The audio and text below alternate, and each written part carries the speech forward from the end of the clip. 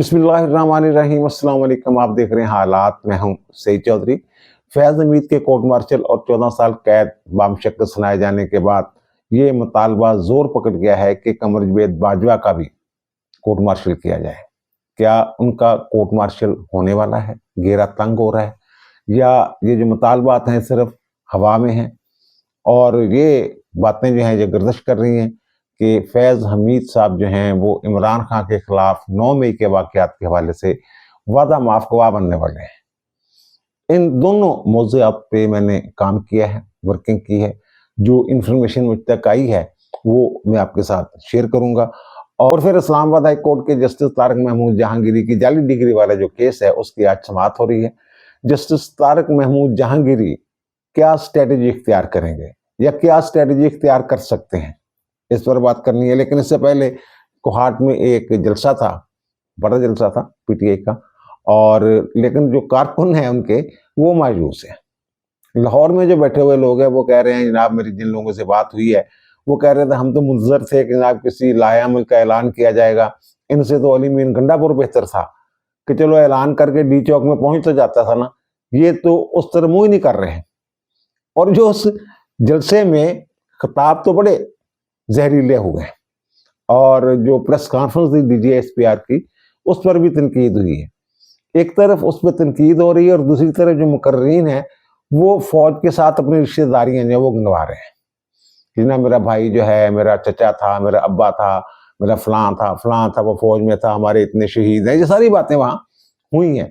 और सुहेल अफरीदी साहब से ये बड़ी तवक्को कर रहे थे लोग जनाब वो को ऐलान करेंगे वहां पहुंचने का डी चौक में, क्योंकि जब पिछला जलसा इनका हुआ था पेशावर में वहां भी लोगों ने डी चौक के नारे लगाए थे। और कल जो कोहाट वाला जलसा था उसमें भी डी चौक के नारे लगे हैं। लेकिन उन्होंने डी चौक जाने का ऐलान नहीं किया। ऐलान क्या, इंदिया भी नहीं दिया कि जनाब हम वहां पहुंचेंगे। ये ठीक है कि वो अपने कारकुनों को मुतहर्रिक कर रहे हैं, इसमें कोई शक नहीं, चार्ज कर रहे हैं। ये जलसा जो है पेशावर वाले जलसे से काफी बेहतर जलसा था, बड़ा जलसा था, उससे बड़ा जलसा था। लेकिन वो जिस ऐलान का इंतजार किया जा रहा है वो नहीं। और इसकी जो वजह समझ आती है कि इनको समझ आ गई हुई है, जो इनके लीडर हैं, कि जनाब इस तरह काम नहीं चलना जैसे हम चलाना चाह रहे हैं। यानी कि वो तो कह रहे हैं ना कि जो कारकुन है वो तो, या जो बाहर बैठे हुए सोशल मीडिया के लोग हैं वो तो ये कह रहे हैं ना कि जनाब हम जरा एहतजाज करेंगे, मज़ाहमत करेंगे तो इमरान खान के लिए आसानियां पैदा होंगी। लेकिन जो ज़मीनी हकायक हैं वो कुछ और कह रहे हैं। ज़मीनी हकायक ये कह रहे हैं कि जनाब आप घुटनों को हाथ लगाएंगे, पैरों में गिरेंगे, तब जाके इमरान के लिए आसानियां पैदा होंगी, लड़ाई से कुछ नहीं होना। अब जो उन्होंने, आप उनकी जुबान में ये भी कह सकते हैं, जो मैं नहीं कह रहा, उनके जो कारकुन हैं या जो अंधे मुकल्लिदीन हैं वो ये कह रहे हैं कि जनाब ये जो हमारे साथ 2 नंबरी हो रही है। वो कह रहे हैं कि यहाँ खिताब तो बड़ा फरमाया है, लेकिन सुहेल अफरीदी साहब जो हैं जिनसे हम तवक्को कर रहे थे वो ये फरमा रहे हैं कि जनाब जो एहतजाज की काल है ना वो देनी है महमूद अचकज़ई साहब ने और नासिर अब्बास साहब ने, अल्लामा नासिर अब्बास साहब ने। अच्छा, उन दोनों का इस जमात के साथ तल्लक ही कोई नहीं है। देखा, उनकी अपनी जमातें हैं। अच्छा, इनको उन्होंने जिन्होंने एक कमेटी बनाई है, सियासी कमेटी, उसमें भी इन दोनों को शामिल कर लिया है। और अपने लोग जो है वो निकाल दिए हैं, बहुत सारे लोग, खासतौर पे वो लोग जो बाहर बैठ के शहबाज गिल जैसे लोग जो हैं उनको इन्होंने निकाल दिया, जो जनाब इन्होंने पैर नहीं लगन देंगे थे ना, हर वक्त कहते उड़े रहो, वो बंदे उन्होंने कर देते थे। और इन दोनों को शामिल। अब मजे वाली बात यह है कि महमूद अचकज़ई साहब जो है उनकी तो सियासत जो है वो इस तरह की सियासत रही नहीं। डी चौक पे, इस्लामाबाद पे चढ़ाई की या कब्जे की, उनकी सियासत इस तरह की सियासत नहीं है। एक बात होगी। और दूसरी बात, जो वो उन्होंने एक तहरीक शुरू की हुई है जिसका नाम उन्होंने रखा है तहरीके तहफ़्फ़ुज़े आईने पाकिस्तान, वो इमरान खान की रिहाई के लिए तो है ही नहीं। उसमें से सियासी कैदियों की रिहाई का एक मुतालबा जरूर है उसके मुतालबात में, लेकिन वो तो 26वीं आईनी तरमीम के खिलाफ बनी थी। अब 27वीं आईनी तरमीम भी उन्होंने शामिल कर ली है। 26वीं और 27वीं आईनी तरमीम के खिलाफ वो तहरीक उन्होंने शुरू की थी। उसका तो मतवा नजर जो है, जो बुनियादी मकसद है, वो इमरान खान की रिहाई है ही नहीं। ये समझ रहे हैं कि जनाब उसका मकसद जो है इमरान खान की रिहाई है, तो वो आपके लीडर की रिहाई के लिए वो क्यों काल देंगे? जबकि उनकी तहरीक का मकसद जो है वो कुछ और है। और फिर वो महमूद अचकज़ई साहब जो है, अगरचे एस्टेब्लिशमेंट के खिलाफ बड़ी बातें करते हैं, लेकिन उनका मुतालबा तो ये है कि जनाब मिल बैठे सारे, मिल बैठ के कोई रास्ता इख्तियार किया जाए। कौमी कॉन्फ्रेंस उन्होंने बुलाने का ऐलान किया, 21 और 22 मेरे ख्याल दिसंबर को हो रही है, डेट आगे पीछे हो सकती है, मेरे ज़हन में जो है 21-22 को है। तो उसमें पीपल्स पार्टी वालों को ही बुला रहे हैं, और पीपल्स पार्टी वाले जो हैं वो उनकी मोहब्बत जो है वो नून लीग के साथ बढ़ती जा रही है। बिलावल भुट्टो जरदारी ने तो इनके बारे में ये कहा है साफ, ये जब सजा हुई है तो उन्होंने कहा जब ये हमीद जो है, फैज हमीद और इमरान खान तो फराउन बने हुए थे, और फिर जब वो पंजाब में हैं तो उन्होंने जनाब कहा कि ये जो मरियम नवाज हैं ये भी आए सिंध में, हम इनको वेलकम करेंगे। तो मरियम नवाज ने ट्वीट कर दिया इस पे, जनाब उन्होंने वेलकम किया, और उसके ऊपर फिर इन्होंने ट्वीट कर दिया। तो ये तो मुझे लग ये रहा है कि दोनों जमातें जो दो जमाती सिस्टम की तरफ उन्हें मामले को ले जाना चाह रही हैं। ये जो एक बड़ी पार्टी यही थी ना उनके मुकाबल, बाकी तो मजहबी तंजीमें हैं, मजहबी जमातें हैं या इलाकाई जमातें हैं, बड़ी कौमी जमातें तो दो ही हैं ना। तो हो सकता है उनकी प्लानिंग कुछ इस तरह की हो। तो बहरहाल ये जो इन्होंने ऐलान किया है ना जनाब, में अच्छा अब कह रहे हैं महमूद अचकज़ई और नासिर अब्बास ने ये करना है, इमरान ने उनको मैंडेट दिया। इमरान ने कब मैंडेट दिया जनाब? इमरान ने जब कहा था बात नहीं होगी, मुज़ाकरात नहीं होंगे, काटा लग गया। तो उस वक्त उन्होंने जो प्रेस रिलीज जारी हुई थी उनकी तरफ से, जो ट्विटर अकाउंट पे और बाहर आके जो बताया गया था कि उन्होंने महमूद अचकज़ई को मुज़ाकरात का इख्तियार दिया था, इस्लामाबाद पे चढ़ाई का इख्तियार तो उन्होंने भी नहीं दिया। पहले जनाब राजा जो है सलमान अकरम राजा, वो जनाब काल देंगे। अब ये आगे हैं जनाब, राजा साथ खड़ा करके नहीं उन्होंने कहा था कि राजा साहब काल देंगे, लेकिन उन्होंने काल देने की बजाय मुद्दा डाल दिया महमूद अचकज़ई साहब पे। और एक इनका सहारा था 27 में आईनी तरमीम के खिलाफ के वकला तहरीक, 26 में भी इन्होंने कोशिश की, चल नहीं सकी। फिर 27वीं पे इन्होंने जनाब कहा, सेमिनार हुआ लाहौर में जनाब वकला का, और ऐलान किया गया जनाब हम निकलेंगे, तहरीक चलाएंगे। और वो तहरीक जो अब कहाँ, ये देखें, जो 27वीं और 26वीं आईनी तरमीम करवाने वाले वकला हैं, आजम ज़रीर तारड़ मोहम्मद हसन बून, इंडिपेंडेंट ग्रुप जिसको कहते हैं, वो तो राज कर रहे हैं वकला की तमाम तंजीमों पे। बलूचिस्तान बार काउंसिल के सिवा हर जगह तो उनको कब्जा हो गया हुआ है। सिंध बार काउंसिल उनके पास, खैबर पख्तूनख्वा बार काउंसिल उनके पास, पंजाब बार काउंसिल उनके पास, Islamabad high court bar association उनके पास, इस्लामाबाद बार काउंसिल उनके पास, और अब पाकिस्तान बार काउंसिल भी उनके पास। सुप्रीम कोर्ट बार एसोसिएशन का इलेक्शन अभी उन्होंने अक्टूबर में जीता है, वो भी उनके बंदे हैं। तो तहरीक चलाने के लिए दो तंजीमें जो बुनियादी मरकजी किरदार अदा करती हैं, जो मरकजी तंजीमें, एक सुप्रीम कोर्ट बार एसोसिएशन, एक पाकिस्तान बार काउंसिल, ये दोनों जो है इन पे उनका कब्जा है। और ये अब जो इलेक्शन हुए हैं इनमें तो जनाब ये हामिद खान ग्रुप जो है और इंसाफ लाइर्स फोरम, ये समझ नहीं आई कि जनाब इंसाफ लाइर्स फोरम वालों को क्या ऐसी हो गई थी जनाब, प्रोफेशनल ग्रुप से बाला बाला इन्होंने उम्मीदवार खड़ा कर दिया, और फिर मजबूरन हामिद खान को इनका वो हमायत करना पड़ी। तो उस तरह तो नहीं हुआ ना इलेक्शन, तो ये फिर इलेक्शन हार भी गए। इवन ये कि खैबर पख्तूनख्वा में इनको मार पड़ी है। अब जो खैबर पख्तूनख्वा के जो इंसाफ लाइर्स फोरम के सदर थे और पीटीआई के मरकजी रहनुमाओं में से एक थे काजी अनवर, काजी अनवर साहब सुप्रीम कोर्ट बार एसोसिएशन के सदर रह चुके हुए हैं, प्रोफेशनल ग्रुप की तरफ से, हामिद खान ग्रुप की तरफ से। लेकिन उन्होंने अब रिजाइन कर दिया, वो हार गए। वो पाकिस्तान बार काउंसिल का इलेक्शन नहीं जीत सके। अब वहां जो खैबर पख्तूनख्वा में है वो 4 नशिस्तें थी, 2 इन्होंने जीती हैं इंसाफ लाइर्स फोरम वालों ने, और काजी साहब भी उम्मीदवार थे, काजी साहब हार गए। अब काजी साहब ने जो रिजाइन कर दिया है, पहले तो उन्होंने एक अपना वीडियो बयान जारी किया इंटरव्यू टाइप कि जनाब मैं रिजाइन कर रहा हूं। तो अब उन्होंने तहरीरी जो रिजाइन दी उसमें तो उन्होंने कहा हामिद खान और सलमान अकरम राजा ने, उसका मफहूम यह है कि 2 नंबरी की है। वो कहते हैं कि उनको पता था कि हमारे जितने अरकान है खैबर पख्तूनख्वा असेंबली में, वो हमारे सिर्फ 2 मेंबर जो हैं पाकिस्तान बार काउंसिल के लिए वहां से मुंतखब हो सकते हैं। वो कहते हैं इन्होंने चालाकी यह की कि मुझे तीसरे नंबर पर रखा, जो लिस्ट जारी की ना कि इनको वोट देने हैं, पहले नंबर पे कहते हैं जनाब रखा है अब्दुल सत्तार खान को, वो चलो तहरीक इंसाफ का बंदा। वो कहते दूसरे नंबर पे काजी अरशद को रख लिया, और वो कहते काजी अरशद साहब जो हैं ये तो जनाब जमात इस्लामी के, मुझ पे उसको तरजीह दी है। और फिर कहते हुए अलीमा खानम और जो सुहेल अफरीदी उन्होंने जनाब मेरी मुखालफत की, उन्होंने इन दो लोगों की कैंपेन की, तो मैंने तो हारना ही था। ये तो इनका हाल है।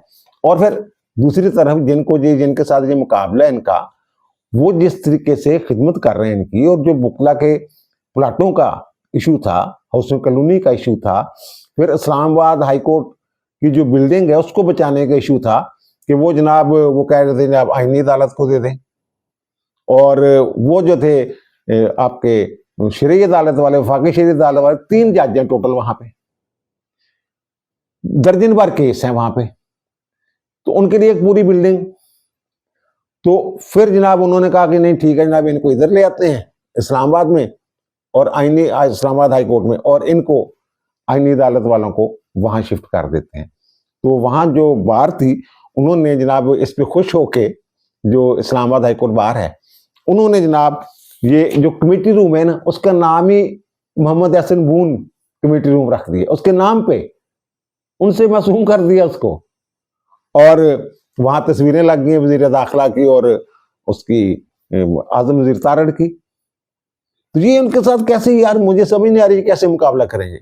अब इनकी जो है ना इंडिपेंडेंट ग्रुप, इन्होंने जो इलेक्शन हुए हैं पाकिस्तान बार काउंसिल के 23 टोटल उम्मीदवार हैं, और 8 नशिस्तें सिर्फ इनके हिस्से में आई हैं, ये इंसाफ वालों। अब ये ना ये जो इंसाफ लाइज फोरम वालों पे के हिस्से में, तो अब ये जनाब जो पंजाब में इनके पंजाब बार काउंसिल के अरकान थे, उनका जनाब बता रहे हैं जनाब लोटा नंबर 1, लोटा नंबर 2, लोटा नंबर 3, लोटा नंबर 4, 3 नशिस्तें ले सके हैं 11 में से। एक सलमान अकरम राजा साहब की अपनी, और उसके बाद तकरीर ऐसे कर रहे हैं जैसे पाकिस्तान बार काउंसिल पे कब्जा हो गया इनका। 3 नशिस्तें सर 11 में से, एक उनका अकरम राजा, शफकत महमूद चौहान अमीर आदमी है जनाब, और एक जनाब मकसूद बुट्टर, उसके लिए हामिद खान ने जोर लगाया था। ये बाकी सारी नशिस्तें वो ले गए। अच्छा एक और मजे की बात, एक इसमें है जी आमिर सईद रां साहब। अच्छा वो इनके आप कह लें फैमिली मेंबर हैं एक तरह से, ये जो परवेज इलाही साहब की फैमिली के। मुनस इलाही ने उनके जीतने पे वो ट्वीट भी किया है कि जनाब ये स्ट्रेंथन करेंगे इंसाफ लाइज फोरम को। वो जो है वो इंडिपेंडेंट ग्रुप जो है आजम तारड़ ग्रुप में है, वो इनको ये नहीं पता, उनको अपने खाते में गिन रहे थे, वो उधर है दूसरी तरफ है ये। अच्छा एक जो जब तहरीक चलती है ना आइन की बहाली के लिए, अदलिया की बहाली के लिए, उसमें जो हरावल दस्ता है ना वो वकला ही होते हैं, बाकी बाद में साथ शामिल होते हैं। जब तक वो ना हो, अब ये जो वकला वाली तहरीक है ना, ये तो मुझे चलती हुई नजर नहीं आ रही। और इसमें जो मुझे ये लग रहा है कि इसमें जो खामियां कोताहियां हैं ना, जो स्ट्रेटजी की, वो इंसाफ लाइज फोरम की है। और ये मैं भी बता दूं कि जो लाइज फोरम या इमरान खान के नाम पे वोट शोट कोई नहीं मिला। अब जो कराची से जीते हैं पाकिस्तान बार काउंसिल के रुकन मुंतखब हुए आबद ज़ुबैरी साहब, आबद ज़ुबैरी साहब जो है वो तो खुद उनका एक बहुत बड़ा ग्रुप है वहां पे, वो सुप्रीम कोर्ट बार के सदर रह चुके हुए हैं।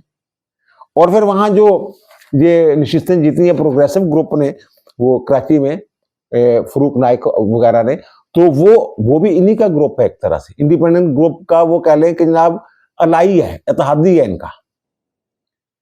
इनकी 13 सीटें तो ये पड़ी हुई हैं, जमीयत उल-इस्लाम की 1 सीट होगी, और उनकी जो है एएनपी की 1 सीट होगी। ये तो 15 सीटें इनकी, ये कैसे मुकाबला करेंगे उनका? वरिष्ठ सलाहुद्दीन जैसे बड़े लोग आए हैं इसमें इनकी तरफ से, लेकिन वो वहां क्या कर सकेंगे? सलमान अकरम राजा क्या कर सकेंगे वहां पे? ऊंची आवाज में बोलने से या करोड़ करोड़ के अंग्रेजी या उर्दू बोलने से नाल लीडर नहीं ना बन जाता बंदा। बहरहाल ये तो होगी एक। और दूसरा तारक महमूद जहांगीरी साहब वाला जो मामला है, उनको जनाब नोटिस हुए थे पिछली तारीख पे, और इन्होंने वो नोटिस जो है उनकी तमील होगी हुई, यानी इन्होंने नोटिस से वसूल कर लिए हुए हैं। अब इनके लिए ये लाजिम है कि वो अदालत में पेश हो। Chief justice Islamabad high court Sarfaraz Dogar साहब और जस्टिस आजम खान साहब, परमुश्तमिल डिवीजन बेंच जो है ये इसकी समाअत कर रहे हैं। मियां दाऊद जो है वो दरखास्त गुजार हैं इसमें। अब जो मुझे ये लग रहा है स्ट्रेटजी इनकी क्या होगी, पहले नंबर पर तो ये जाके जनाब एतराज करेंगे अदालत के ऊपर, खास तौर पे जो चीफ जस्टिस सरफराज डोगर साहब के ऊपर, जनाब आप मेरे खिलाफ केस ना सुने। भाई क्यों ना सुने, वो जी मैंने आपके खिलाफ दरखास्त दी थी कि जनाब जो आपकी जो सीनियरिटी को मैंने चैलेंज किया था, जो 4-5 जज गए थे हम आईनी बेंच में, तो उनमें मैं भी था, तो मेरा तो जाती मुखासमत। तो भाई बात यह है, दूसरी तरफ ये कहा जाएगा कि भाई साहब आपका तो कोई उस केस में आप तो मुतासरा फरीक उस तरह नहीं थे, उसमें तो मोहसिन अख्तर कैनी जो है वो सबसे मुतासरा फरीक थे, आप तो पीछे पड़े हुए हैं, जूनियर हैं, तो आपका क्या उसमें था।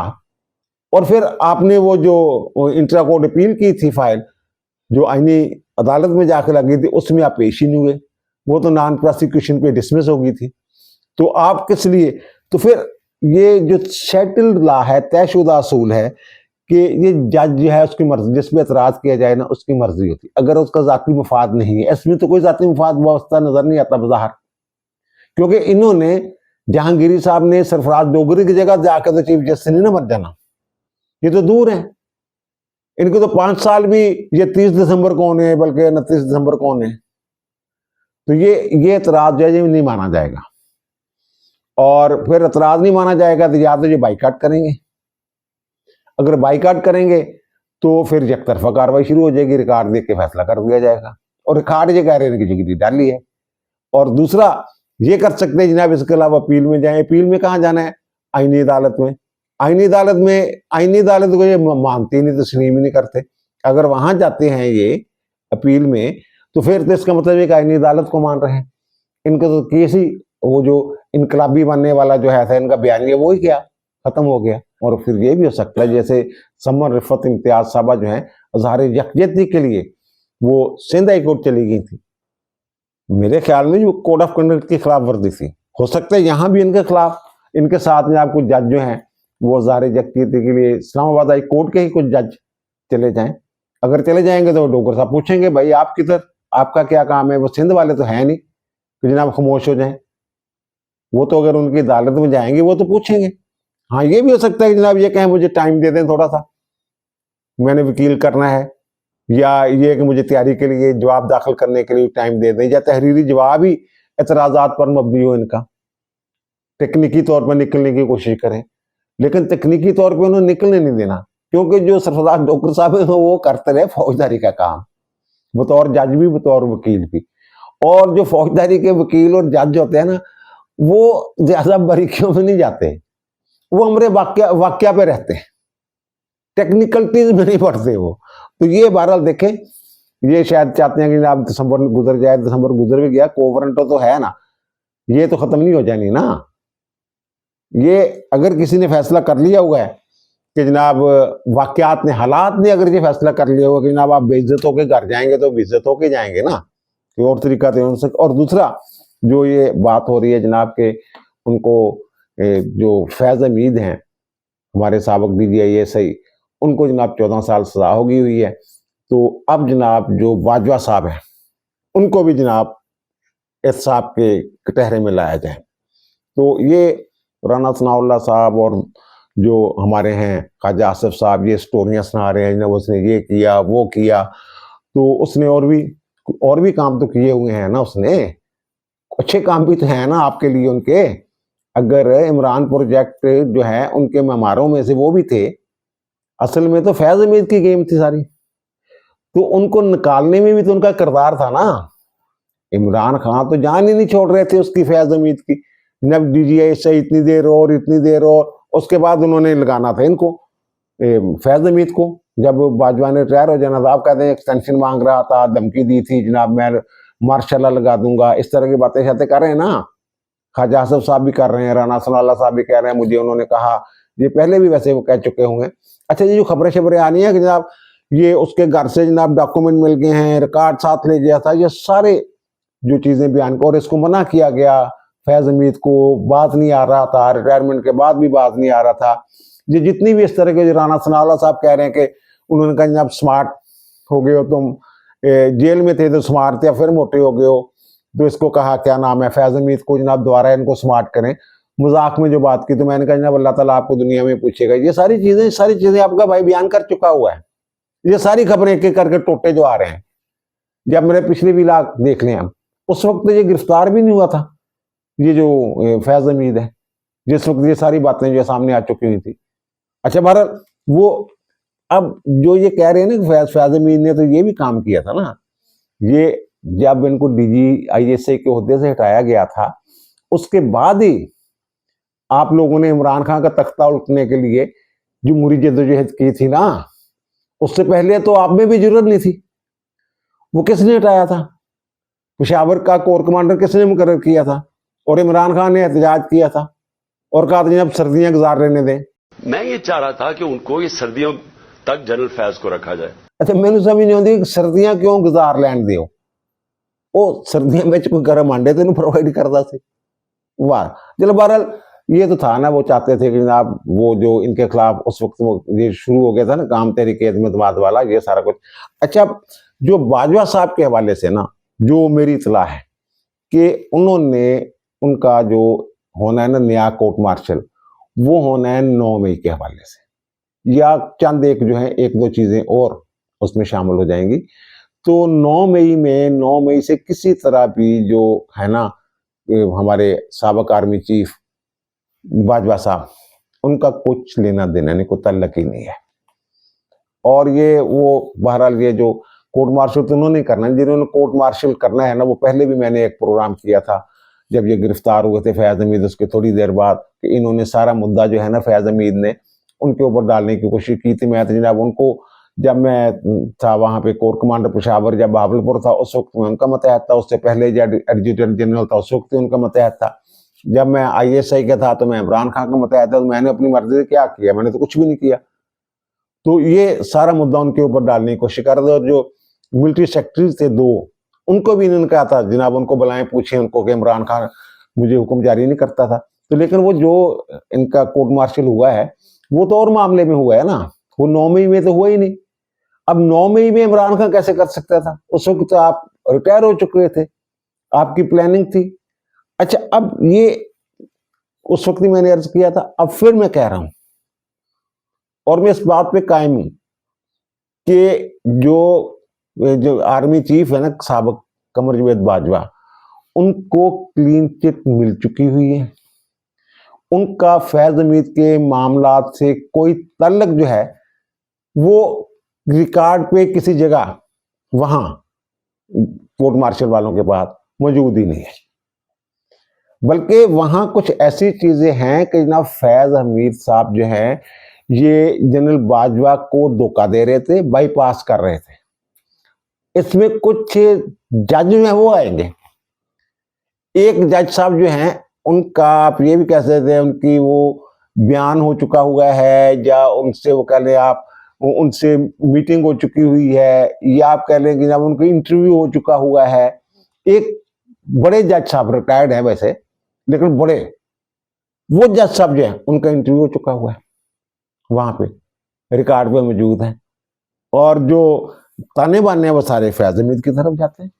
और फैज हमीद साहब तो सर जब ये था ना अदम इत्मीनान वाली बात मैं आपको ये बता दूं, जब अदम इत्मीनान आया था इमरान खान के खिलाफ और ये कह रहा था बाजवा मेरी हिमायत नहीं कर रहा। अच्छा अब ये बाजवा के खिलाफ वो भी बातें कर रहे हैं, ये भी इमरान खान भी कर रहा था। जनाब इमरान खान कह रहा था ये बाजवा की साजिश है, ये जनाब मेरे खिलाफ अदम इत्मीनान ला रहा है वगैरह वगैरह। तो उस वक्त ये एक इतला आई थी कि जनाब वो जो है डी नोटिफाई करने वाले, उनको निकालने वाले, नया आर्मी चीफ मुकर्रर करने वाले उस वक्त फैज हमीद साहब थे। तो फैज हमीद साहब ने कुछ जजों के साथ राब्ते किए थे कि अगर इसके रिएक्शन में या डी नोटिफाई होने से पहले पहले जो कमर जावेद बाजवा साहब है अगर वो लगा देते हैं मार्शल लॉ, जिसके इम्कानात कम थे, तो फिर आपने इस मामले को संभालना है। उस वक्त की मैं बात कर रहा हूं, उस वक्त इस्लामाबाद हाई कोर्ट और सुप्रीम कोर्ट ये अतम नीला साहब और अतम नीला के साथ इनकी सारी हुई थी और इन्होंने कहा था मैं संभाल लूंगा मामले को। और फिर जो उमरता बंदयाल साहब, उनके हवाले से भी बातें सुनने में आ रही हैं, लेकिन वो कोई मसद का बात नहीं। लेकिन ये है कि इमरान खान ने ये कहा था जनाब, इस बंदे ने मुझे बड़ा डिसअपॉइंट किया 9 मई वाले के हवाले से, हालांकि उन्होंने गुड टू सी यू कहा था, फिर भी ये खुश नहीं थे। और बहुत सारे लोग ये कहते हैं कि जब वो जरा मोहतात हो गए थे, जब ये इनकलाब अगर कामयाब होता तो फिर था ना, इनकलाब तो नाकाम हो गया, आप तो वो कर ही नहीं सके। अगर आप जो है ये आप जो प्लानिंग के मुताबिक अगर यहाँ आसिम मुनीर साहब को जो है वो हटा दिया जाता उनके ओहदे पे, पाकिस्तान आने से रोक दिया जाता, फिर तो वो करते कुछ, उनका जो तकर्रर का नोटिफिकेशन है उसको मुअत्तल करते, कलम करते, जो भी करना उसका जायजा लेते, जुडिशियल रिव्यू होता, फिर तो अलग बात थी। वो तो आप कर नहीं सके, फिर वो क्यों वो चलती मशीन में अपना हाथ देते, सीधी सी बात है। और दूसरा, ये इमरान खान साहब जो ना, इनके जो आरफ ये जो बातें कर रहे हैं ना, हमारे वज़ीर दिफा भी और सनाउल्लाह भी, ये क्या आपने कोई वहां वजारत दिफा ने कोई समरी मूव की है इस हवाले से? ज़बानी कलामी बयानात से तो काम नहीं होता, आप समरी मूव करें, वहां भेजें GHQ में कि जब ये बंदा जो है सियासत में इन्वॉल्व रहा है, ये इसकी करतूत रहे, 5 साल तक वो सब्जेक्ट टू आर्मी एक्ट है, रिटायरमेंट के बाद 5 साल तक उनके खिलाफ कार्रवाई हो सकती है। तो आप भेजें लिख के, भेजते क्यों नहीं? बातें आप ऐसे कर रहे हैं जनाब, ऐसे आप GHQ सारा आपका मतहत है बाकायदा, अमली तौर पे और किताबी तौर पे तो फर्क है ना चीजों में। भेजे इमरान खान के जो सदर थे आरिफ अलवी साहब, जो भागे भागे आए थे सूसी त्यारे में जमान पार्क में साइन करवाने, वो भी मैं बता दूंगा आपको।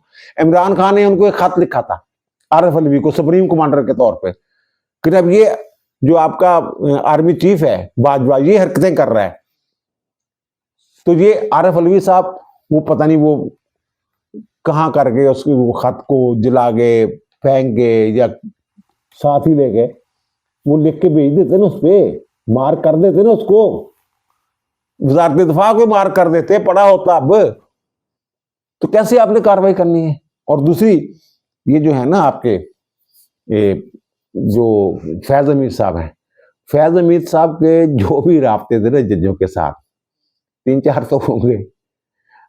अतर मुल्ला साहब के बारे में तो ये कुछ लोग कह रहे हैं कि अतर मुल्ला ने गिरफ्तार भी होना, बाकियों के तो इंटरव्यू होने हैं ना, गवाहियां शवाहियां होनी है, उन्होंने गिरफ्तार भी होना है ये। और इनके जो है ना, मैंने पूछा उनसे कि जनाब ये सुना है वादा माफ गवाह बन रहा है फैज हमीद, तो उन्होंने कहा जनाब वादा माफ गवाह उस वक्त बनता है जब शहादतें मौजूद ना हो। हमारे पास ऐसी शहादतें मौजूद हैं जिनकी बुनियाद पे फैज हमीद और इमरान खान समेत 4-5-6 बंदों का, जिनमें कुछ जज भी हो सकते हैं, जिन्होंने जो ज़ाहिर है कोई उन्होंने सोचा होगा ना ये भी कि आखिर में जजों ने ये संभालना है मामला, ये महाज जजों ने संभालना है। वो कहते हैं वो सारे सबूत हमारे पास मौजूद हैं। वो साकिब निसार साहब जमान पार्क में क्या करने थे? टिकट तो नहीं लेने आए थे ना साकिब निसार साहब, मियाँ साकिब निसार साहब इमरान खान से जब मिलके गए थे, जब ये जमान पार्क में मोर्चा बनते, 1 करोड़ 20 लाख का टिकट तो नहीं लेके गए थे। वो कुछ और मामला भी होंगे ना, उनके जरिए भी किसी से राब्ता हुआ होगा ना। बहरहाल वो ये कह रहे हैं हमारे पास पूरे सबूत जो है वो जनाब, जो उनके स्क्रीन शॉट्स है, जो गुफ्तगू है, इनकी कन्वर्सेशन है आपस में इनकी, वो सारा ना सिर्फ रिकॉर्ड मौजूद है बल्कि उसका वो फराजक ऑडिट भी हो चुका हुआ है। और फिर जो इनके थे रऊफ हसन साहब, वो भी पकड़े थे ना, छापा पड़ा था, आपको याद होगा, PTI के दफ्तर पे इस्लामाबाद। तो वो कहते हैं कि भाई साहब ने भी बहुत कुछ दिया हुआ है, इसलिए वो अब खामोश है। कहीं वो मंजर में कभी नजर आए कि PTI के इजलास में किसी में ये वो क्यों गायब हैं? उन्होंने भी सर जी कुछ चीजें इनको प्रोवाइड की हुई हैं। यानी वो कहते हैं कि 14 मुख्तलिफ शवाहद, ठोस शवाहद मौजूद हैं 9 मई के हवाले से, इमरान खान और फैज हमीद और कुछ जजेस, कुछ रिटायर्ड जजेस, इनके गठजोड़ का वो 14 के करीब शवाहद मौजूद हैं, कम से कम 14। वो कहते हैं अभी और भी जो ये फैज हमीद साहब हैं ये खुद भी बता रहे हैं, वो ये कह रहे हैं कि जनाब ये जो है ना वादा माफ गवाह वाला कोई चक्कर नहीं है, ट्रायल होना है, सबका होना है इन दोनों के साथ, बाकी भी हो सकते हैं कि 2-3 लोग आ जाए। वो कहते हैं कि जनाब ये हो सकता है जो होते हैं ना जुर्म, उसकी मुख्तलिफ दर्जात होते हैं। मसलन एक कत्ल का केस है, उस कत्ल के केस में एक तो कंस्पिरेसी जिन लोगों ने की है वो होते हैं, कुछ लोग अमलन जाके हिस्सा लेते हैं, और जो अमलन हिस्सा लेते हैं एक वो होता है जिसने मेन जो है वो अटैक किया होता है, जिसकी वजह से वो बंदा जान बाक होता है, जान से जाता है। अच्छा, अब अगर जो कंस्पिरेसी वाला बंदा है वो कहे जनाब ये फलां जगह कंस्पिरेसी हुई थी, फलां फलां बंदे मेरे साथ मौजूद थे, तो फिर वहां ये फैसला होता है कि फलां जो लोग हैं जो जाएंगे जाके ये वारदात डालेंगे, वो कंस्पिरेसी वाले को उसी हद तक सजा मिलेगी, अमलन हिस्से वाली नहीं। तो ये दोनों जो है ना, ये एक दूसरे पे डालेंगे। देखिएगा, ये इमरान खान जो है, इनके बारे में तो मैं ये कह चुका हूं, कई मरतबा कह चुका हूं कि वो बंदरी नहीं होती, बंदरिया, वो अपने बच्चे को जनाब, उसका बच्चा कहते हैं मर भी जाए ना, उसको सीने से लगा के फिरती रहती है, लेकिन जब उसके पांव जले ना तो फिर वो अपने जिंदा बच्चे को अपने पांव के नीचे रख लेती। इमरान खान साहब वो हैं। ये अगर देखेंगे ना, मैं फंस गया हूं, तो ये एक दूसरे के सामने बैठ के कहेंगे तूने क्या सी, तूने क्या सी, तू मैंने क्या सी, बंदे भेज, मैं जनाब तू क्या सी, मैं इंज कर देंगे, तू किता, उन्हें क्या तू किता, तेरे बंदे तो कर नहीं सके हो, जिस दिन क्या सी, वो तो रिश्ते नहीं देते। सारा कुछ खुद एक दूसरे के सामने बैठ के वो कहेंगे। कोई वादा माफ गवाह नहीं होगा जनाब। वो ये इस तरह के, जैसे मैंने कहा था कॉन्स्पिरेसी, वो ये मैं फलां, ये मनसूबा फलां जगह, ये ऐसा, इस तरीके से अमलन वो अपने आप को दूर रखेंगे। अमलन मैं नहीं था जी, असल ये काम इमरान खान का ही है, और इमरान खान का ना मेरा कोई नहीं, मैं तो जेल में था। ये एक दूसरे को ऊपर डालने की कोशिश करेंगे, लेकिन ये दोनों ही वादा माफ गवाह नहीं होंगे। हाँ, उसमें ये है कि जो मिटिगेशन सर्कमस्टांसेस होते हैं कि जिनकी बुनियाद पर सजा कम हो जाती है, थोड़ी सी अदालत नरमी दिखाती है, मे भी किसी बयान की वजह से नरमी किसी जगह हो जाए सजा में, लेकिन ये नहीं होगा कि जब वो जो फैज हमीद साहब है वादा माफ गवाह बन के वो निकल जाएं और इमरान खान को फंसा जाएं, या इमरान खान साहब जो है फैज हमीद को फंसा जाएं और खुद निकल जाएं। ऐसा नहीं होगा, ट्रायल होगा, दोनों का होगा, और गालिब इम्कान यह है कि अगर जुर्म साबित हो गया दोनों को बराबरी सजा मिलेगी। वो सजा क्या होती है ये आने वाला वक्त बताएगा। और जज जो अपनी तरफ से समझ रहे हैं कि जनाब हम रिटायर हो गए तो हमारा क्या होना है, और जनाब हमने तो रिजाइन दे दिया, हमारा क्या होना है, जब होना होता है तो फिर पता नहीं चलता, हो जाता है। अब दीजिए मुझे इजाजत, इंशाअल्लाह दोबारा मुलाकात होगी नए व्लॉग के साथ। अल्लाह ताला आप पर, मुझ पर, हम सब पर मेहरबान रहे। अल्लाह हाफिज।